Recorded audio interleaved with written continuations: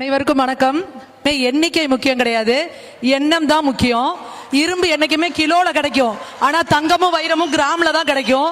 நாம எத்தனை பேர் இருக்கோங்கிறது முக்கியம் கிடையாது, நம்ம எந்த அளவுக்கு வலிமையோட இருக்கோம், நம்ம தர்மத்துக்காக எந்த அளவுக்கு எவ்வளவு தூரத்துக்கு நம்ம போவோம் அப்படிங்கிறது தான் நம்ம இங்க முக்கியம். இங்க இருக்க ஒவ்வொருத்தரும், ஐயா எல்லாரும் பேசுறப்ப சொன்னாங்க, ஒவ்வொருத்தரும் ஒரு 10 பேரையாவது, ஒரு 10 பேர்ட்டையாவது பேசுங்க.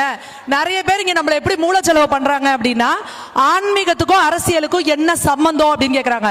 இந்த கேள்வி கேட்கறதே மிகப்பெரிய முட்டாள்தனம். நமக்கு பண்ற மூளை செலவை நம்மளோட மன்னர்கள் காலத்தில இருந்தே ஒரு மன்னர் என்ன செய்வார் அப்படின்னா, கோவில்களை கட்டி எழுப்பினாரு, கோவில்களுக்கு நிபந்தங்கள் கொடுத்தாங்க. 2 தேசத்து மன்னர்கள் அடிச்சுக்கிட்டாங்க, மன்னர்களோட மாளிகைகள் தரைமட்டமாயிருக்கு. ஆனா எந்த மன்னனும் இன்னொரு மன்னர்கள் இதுல போயிட்டு கோவிலை இடிச்சதா வரலாறே கிடையாது. மாரவர்ம சுந்தரபாண்டியன் வந்து சோழர்களோட தீராத பகை, இங்க வந்து சோழனோட மாளிகையை தரமட்டமாக்கிட்டு போனாரு. ஆனா தஞ்சை பெரிய கோயிலுக்கு நிபந்தங்கள் கொடுத்துட்டு போனாரு. அதுதான் நம்ம தமிழர்களோட பண்பாடு, அதுதான் நம்மளோட பாரத தேசத்தோட வரலாறு. ஆனா எப்ப நீங்க யோசிச்சு பாருங்க, இந்த திராவிட இயக்கம் சொல்லிட்டு உள்ள வருது பாருங்க, இவங்க உள்ள வரப்பதான் நமக்கு என்ன செய்யறாங்க அப்படின்னா, அரசியல் வேற, ஆன்மீகம் வேற. நீ சாமியை எவ்வளவு வேணா கேவலமா பேசலாம், ஆனா நீ வந்து ஓட்டு போடுறது எப்படி போடலான்னு சொல்றாங்கன்னா, நீங்க தான் யோசிக்கணும். எல்லா கடவுளுக்கும் மரியாதை கொடுப்பேன் அப்படின்னு சொல்றவங்கள நம்புங்க. எந்த கடவுளுமே இல்லைன்னு சொல்றான் பாருங்க, அவங்களையும் நம்புங்க. இந்து கடவுள் மட்டும் இல்லைன்னு சொல்றாங்களா, அவனை சட்டையை பிடிச்ச கேள்வி கேளுங்க. அப்ப அவன் வந்து விஷமத்தனமான வேலை பார்த்துட்டு இருக்காங்க அப்படின்றத நீங்க புரிஞ்சுக்கணும். நாத்திகம் இந்து மதத்துக்கு புதுசு கிடையாது. இந்து மதம் செய்யாத எந்த ஒரு புரட்சியையும் எந்த மதமும் செஞ்சதில்ல. நீ கடவுளையே கும்பிட வேணாம், கடவுளே இல்லைன்னு சொன்ன அவங்களெல்லாம் சித்தர்களா கொண்டாடிக்கணும் நம்ம. அப்போ நீங்க என்ன நாத்திகம் எங்களுக்கு புதுசா சொல்லி கொடுக்கிறது? நாத்திகம் எங்க மதத்திலேயே, இந்து மதத்திலேயே இருக்கு. இந்து மதத்துல கூட கடவுள்களே எதிர்த்து கேள்வி கேட்டவங்களா இருக்காங்க. இந்து மதம் சனாதன தர்மம் எப்படி வளர்ந்ததுன்னா, நாள்தோறும் தர்க்கங்களும் விவாதங்களும் நடந்து நடந்து நடந்து தன்னைத்தானே இன்னைக்கு வரைக்கும் புதுப்பிச்சுக்கிட்டு இருக்க ஒரே மதம்னா அது இந்து தர்மம் மட்டும்தான். உலகத்துல வேற எல்லாமே வந்து ரிலீஜியன் மதம் சொல்லுவாங்க, நம்மளோட தான் தர்மம். நம்மளோட இந்து மதம்ங்கிறது வாழும் முறை, எப்படி ஒரு மனுஷன் இருக்கணும், எப்படி வாழணும், எப்படி மரியாதை கொடுக்கணும், எப்படி சாப்பிடணும், எப்படி தூங்கணும் அப்படின்னு ஒரு டிசிப்ளின் சொல்லி கொடுக்கிறது. இவங்களுக்கு டிசிப்ளின் இருந்தாலே பிடிக்காதே.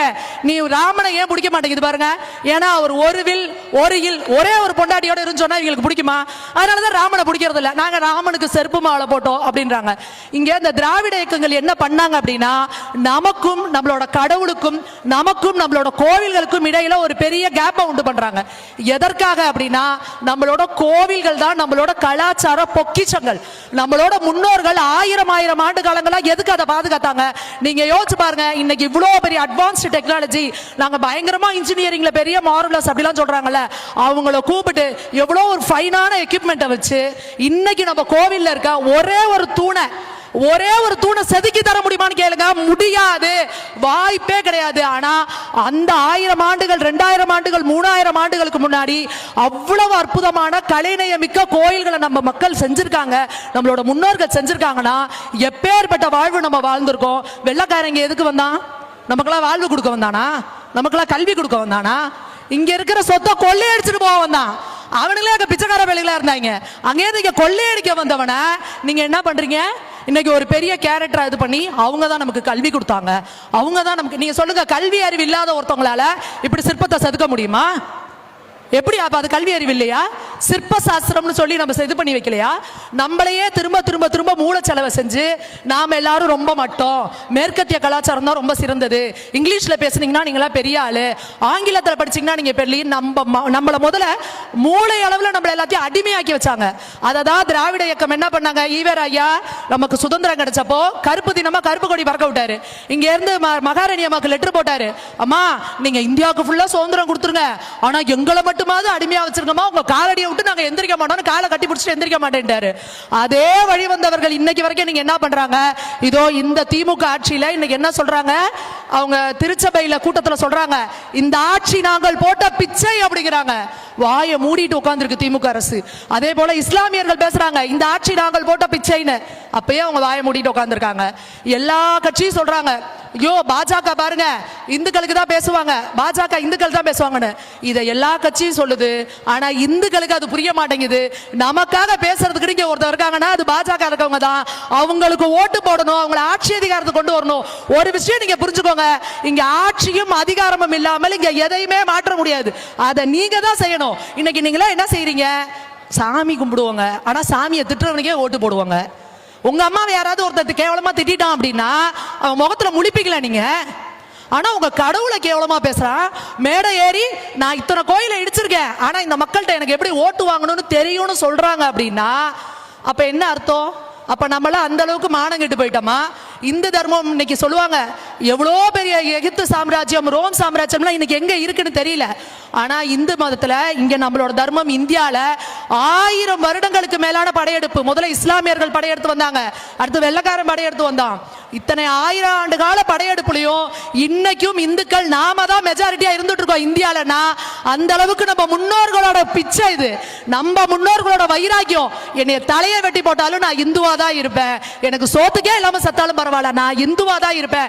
என் கண்ணு முன்னாடி என் பிள்ளைய நீ 2-3 வெட்டி போட்டாலும் பரவாயில்ல, நான் இந்துவா தான் இருப்பேன்னு சொன்ன ஒவ்வொரு தாத்தன் பாட்டனுக்கும் பிறந்திருக்கீங்க நீங்க. அப்ப அந்த உணர்வு நமக்குள்ள இருக்கணும், அதை நம்ம எல்லாருக்கும் கடத்திட்டு போகணும். இன்னைக்கு நாம இந்துவா இருக்கோம்னா நம்மளோட தாத்த முப்பாட்ட இந்து உணர்வால தான் இருந்திருக்காங்க, இந்து மதத்துக்காக போய் நின்றுருக்காங்க. இதோ இந்த ஸ்ரீரங்கத்துல அந்த கோவிலுக்கு படையெடுத்து வந்த பொழுது அங்க இருந்த பிராமணர்களுக்கு கத்தி சண்டை தெரியாது, அவங்க போர் வீரர்கள் கிடையாது, குறுக்க போனா வெட்டுவான்னு தெரியும். 12,000 பிராமணர்கள் என்னைய வெட்டிட்டு போய் என் பெருமாளை தொடுன்னு சொல்லி ரத்த சகதியா நின்றுச்சு ஸ்ரீரங்கம். அப்படி இன்னைக்கு நம்ம தலையவா கொடுக்க சொல்றோம், நம்ம உயிரையா கொடுக்க சொல்றோம். நம்மளோட ஓட்டு, என்னோட சாமியை திட்டுறவனுக்கு நான் ஓட்டு போட மாட்டேன், என்னோட கடவுளை இழிவா பேசுறவனுக்கு நான் ஓட்டு போட மாட்டேன்னு நீங்க முடிவெடுங்க. அதுக்கப்புறம் பாருங்க மு.க. ஸ்டாலின் ஐயாவே பெரிய பட்டையை போட்டுட்டு நாம போட்டுட்டு உங்க ஏரியால வந்து ஓட்டு கேட்பாரு. நீங்க தான் முடிவு பண்றீங்க, அரசியல்வாதிகள் எதை பேசணுன்றத நீங்க தான் முடிவு பண்றீங்க. அவங்களுக்கு தேவை ஓட்டு, அந்த ஓட்டுக்காக அவங்க எதை வேணா செய்வாங்க. நீங்க எங்க சாமியை திட்டினா பிரச்சனை இல்லைங்கன்னு நம்ம ரோஷ கட்டத்தனமா இருந்தா அவங்க கண்டுக்க மாட்டாங்க. திருப்பரங்குன்றம் மலை மேல விளக்கேத்த விடாம 144 போடுவாங்க, ஆனா கொஞ்சம் கூட வெக்கமே இல்லாம அந்த மக்கள்கிட்ட போய் ஓட்டு வாங்கிடுவோம் நிக்கிறாங்கல்ல, நாங்க தான் ஜெயிப்போம் சொல்றாங்கல்ல. சொல்ற தைரியத்தை யார் கொடுத்துருக்கா? இந்துக்களாகிய நாம கொடுத்துருக்கோம். அவங்க மேல தப்பு கிடையாது, நம்ம மேல தப்பு. நாம வீட்டை பத்திரமா வைக்கலன்னா திருட உள்ள வந்து கொள்ளையடிச்சிட்டு போயிட்டே தான் இருப்போம். அப்ப நாம தான் நம்ம வீடுகளை பாதுகாக்கணும், நம்ம கோவில்களை பாதுகாக்கணும், நம்ம பிள்ளைகளுக்கு கலாச்சாரத்தை சொல்லிக் கொடுங்க.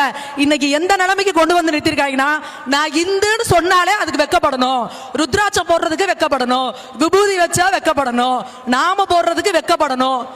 இந்த மாதிரி ஒரு நிலைமையில கொண்டு வந்து உட்கார வச்சிருக்காங்க.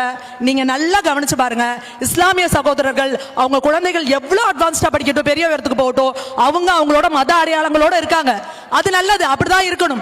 அதே போல கிறிஸ்துவ பிள்ளைகளை பாருங்க, அவங்க எவ்வளவு மாடர்ன் ட்ரெஸ் போடுறாங்க, எல்லாம் பண்றாங்க, அழகா அந்த சிலுவை கழுத்துல போட்டுக்கிறாங்க. ஆமா, அதுக்கு பாராட்டுறோம். நீங்க ஏன் நம்ம பிள்ளைய அப்படி வளர்க்கல? நீங்க ஏன் நம்ம பிள்ளைக்கு அப்படி சொல்லி கொடுக்கல? நீங்க ஏன் அவங்கள கை காட்டி கேள்வி கேட்கறீங்க? நம்ம திரும்ப திரும்ப சொல்றோம், இஸ்லாமியர்களும் கிறிஸ்தவர்களும் நமக்கு எதிரானவர்கள் கிடையாது. சில அடிப்படைவாதிகளுக்கு தான் நமக்கு பிரச்சனை. அவங்களை எப்படி களை எடுக்கணும் அப்படிங்கறத வந்து பாரத பிரதமர் பாத்துக்குவாங்க, அதை செஞ்சுக்குவாங்க. நாம என்ன செய்யணும்னா நம்ம பிள்ளைகளுக்கு நம்மளோட கலாச்சாரத்தை சொல்லி கொடுக்கணும். குறிப்பா நம்மளோட கோவில்களுக்கு கூட்டிட்டு போங்க. ஏன்னா வாரம் போனீங்கன்னு வச்சுக்கோங்க, அடுத்த வாரம் போனீங்கன்னா கோவில்ல ஒரு படி இருக்காது. நீங்க போறப்ப படியை எண்ணிக்கிட்டே போகணும். படியில இருந்து, தூண்ல இருந்து, சிலையில இருந்து பேத்து எடுத்து வித்துக்கிட்டே கிடக்குறாங்க.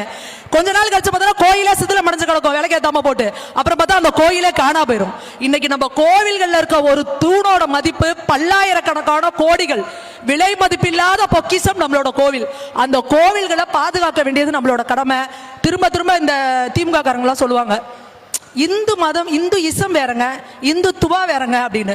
ஒரு கத்திரிக்காவும் கிடையாது. நான் திரும்ப சொல்லுவேன், இந்து இசம்னா யார்? அவங்க சொல்றது யாருன்னா, நான் போய் ராமா ராமா ராமான்னு கும்பிட்டுட்டு அப்பா ஓம் நம சிவாய ஓம் நம சிவான்னு சொல்லிட்டு என் கோவிலை எவனாவது கடப்பாரை வச்சு இடிச்சானா எதுவும் கேள்வி கேட்காம அதுக்கு யாராவது வருவாங்க இந்து முன்னணியில இருந்து, அதுக்கு யாராவது இந்து மக்கள் கட்சியில இருந்து வருவாங்க, அதுக்கு யாராவது பாஜக இருந்து வருவாங்கன்னு வீட்டுக்குள்ள இருந்தீங்கன்னா நீங்க இந்து இசம். இந்துத்துவானா யாரா? அந்த கடப்பாரை பிடிச்சி ஏன்டா என் கோயிலை இடிக்கிறேன்னு கேள்வி கேட்டா அவன் இந்துத்துவவாதி. அப்ப நீங்க யாரா இருக்கணும் நீங்க முடிவு பண்ணுங்க. இந்த இந்தியாவில் பிறந்த ஒவ்வொருத்தரும் இந்துத்துவவாதி தானே. இந்த இந்தியாவில் பிறந்த கிறிஸ்தவர்களும் இஸ்லாமியர்களும் இந்து தானேங்க. இந்த மண்ணில் பிறந்தாலே நீ இந்து தானே.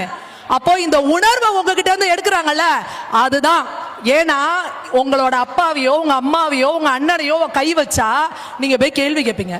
அவங்க உங்க அப்பா உங்க அம்மா உங்க அண்ணன்ற நினைப்பே அடிச்சுட்டா அவங்களாம் யாரோட ஆக்கிட்டா நீங்க என்ன பண்ணுவீங்க? யாரையோ தொழில போட்டு அடிச்சிட்டு இருக்காங்கல்ல. அப்படிதான் நம்மளோட மதத்தை நம்ம கிட்ட இருந்து பிரிச்சுட்டு போயிட்டு இருக்காங்க. அதே போல நம்ம கிட்ட சொல்றதுன்னா சாமியார்களுக்கு இங்க என்ன வேலை, ஆதீனங்களுக்கு என்ன வேலை? இவங்க எல்லாம் வரலாறு தெரியாதவங்க. நம்ம வரலாறு முதல்ல படிக்கணும். நம்மளோட மிகப்பெரிய வரலாறு, மிகப்பெரிய மன்னன் பேரரசனா இருந்தா கூட ஆதீனங்கள்ட்டையும் குருமார்கள்ட்டையும் வாழ்த்து பெறாம அருவு வாங்காம எந்த வேலையும் செய்ய மாட்டாங்க. இந்த மிஷினரி வெள்ளக்காரங்க உள்ள வந்தோட பண்ண வேலை நம்மளோட குருமார்களை சிதறடிச்சதுதான். நாம எல்லாரும் ஒவ்வொரு குரு மரத்தின் கீழே இருந்தோம். நம்ம எல்லாருக்கும் ஒரு குரு இருந்தாங்க. நமக்கு யாருக்கா தெரியுமா? இன்னைக்கு நமக்கு தீபாவளி, பொங்கல், பிறந்த நாள் எல்லாத்துலயுமே நம்மளோட குரு கிட்ட நம்ம குடும்பத்துக்குன்னு ஒரு குரு இருப்பாங்க. அந்த குரு கிட்ட போய் ஆசீர்வாதம் வாங்கணும். நம்ம யாராவது நமக்கு இன்னைக்கு நம்ம எந்த குரு பரம்பரையில இருந்து வந்தோம்னு தெரியுமா? நம்ம யாருக்காவது தெரியறது இல்ல. இனிமேலாவது நீங்க போங்க, உங்க முன்னோர்கள்ட்ட கேளுங்க. கேட்டு தெரிஞ்சு நாம எல்லாரும் ஆர்கனைஸ்டா ஆகணும். நாம எல்லாரும் ஒருங்கிணைஞ்சிட கூடாது அப்படிங்கறதா இந்த மிஷனரிகளோட திட்டமிட்ட சதி. அதனாலதான் அவங்க வந்து இந்துக்களை ஈஸியா பிரிச்சு விட்டுருவாங்க, ஜாதியா பிரிச்சு விட்டுருவாங்க.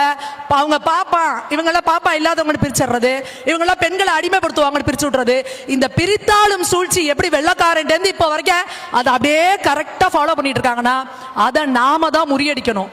நீங்க திரும்ப திரும்ப சொல்றோம் சாமி கும்பிடுறவங்க சாஃப்டா இருக்கணும்னு அவசியமே கிடையாது. சரியா? அதை இவரே சொல்லி கொடுத்துட்டாரு அப்பர் சுவாமிகளே. நாமார்க்கும் குடியல்லோம் நமனை அஞ்சோம் சொல்லியிருக்காரு. என் முன்னாடி யமனே வந்தாலும் நான் பயப்பட மாட்டேன். எனக்கு யார் மேல இருக்க கடவுள் தான். நான் இன்னைக்கு நீ தடுக்கி விட்டு கூட நீ செத்து போலாம். உங்களை இப்படிதான் மிரட்டுவாங்க. என்னங்க நீங்க இப்படிலாம் போய் பேசுறீங்க, ஏதாவது பண்ணிட போறாங்க. என்ன பண்ணுவாங்க சொல்லுங்க? தடுக்கி விட்டு நீ சாவரியாங்கிறதோ போர்க்களத்துல போய் நீ பொழைச்சு வரியாங்கிறதையோ உனக்கு மேல இருக்க உன் கடவுள் தான் முடிவு பண்றான். இங்க இருக்க அற்ப ஜீவன்கள் கிடையாது. அதனால நம்ம தர்மத்துக்காக குரல் கொடுக்கறதுக்கு அப்படி போட்டுங்க உயிர். நீங்க வயசாகி செத்து நோயில விழுந்து அப்படி போற இந்த உயிர் என்னோட தர்மத்துக்காக பேசி நான் உயிரை விட்டேன்னா வரலாறு பேசும், உங்க தலைமுறை பேசும். அது போல ஒரு வரலாறு படிக்கிறதுக்கு நீங்க எல்லாரும் இருக்க. அது எல்லாத்தையும் விட முக்கியமானது உங்களோட ஓட்டு. ஒரே ஒரு இது, நீங்க எல்லாரும் உறுதிமொழி எடுங்க. முடிஞ்சா ஒரு பிரிண்ட் அவுட் எடுத்து வாசல்ல ஒட்டுங்க. என்னோட கடவுள்களை இழிவா பேசுறவன், என்னோட இந்து பண்டிகைகளுக்கு வாழ்த்து சொல்லாதவன், எங்களோட கடவுள்களை இழிவுபடுத்துறவன் ஓட்டு கேட்டு வராதரா வாசப்படிக்கின்னு எல்லாரும் பிரிண்ட் அவுட் எடுத்து ஒட்டுங்க. அதுக்கப்புறம் பாருங்க திமுக பால்காவடி எடுத்துட்டு பள்ளிக்கு போவாங்க. மாற்றம் நம்ம கிட்ட இருந்து தொடங்கணும். நன்றி, வணக்கம்.